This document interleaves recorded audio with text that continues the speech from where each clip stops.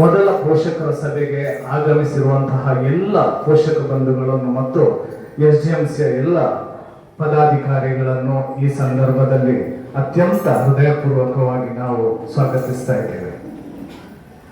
ಈ ವರ್ಷದ ಪ್ರಥಮ ಪೋಷಕರ ಸಭೆಯನ್ನು ಅತ್ಯಂತ ವೈಶಿಷ್ಟ್ಯಪೂರ್ಣವಾಗಿ ಸಂತೋಷವಾಗಿದೆ. ಇದೀಗ 8ನೇ ತರಗತಿ ವಿದ್ಯಾರ್ಥಿ ಹಾಗೂ ವಿದ್ಯಾರ್ಥಿನಿಯರಿಂದ ಗೀತ ಗಾಯನ. ನಮ್ಮ ಈ ಸಣ್ಣ ಪ್ರಯತ್ನವನ್ನು ಪ್ರೋತ್ಸಾಹಿಸಿ ಆಶೀರ್ವದಿಸುತ್ತೀರಿ ಎಂಬ ನಂಬಿಕೆ ಇದೆ. ಇದೀಗ ಭಕ್ತಿಗೀತೆ ತಂಬೂರಿ ಮಿಂಚಿದವ.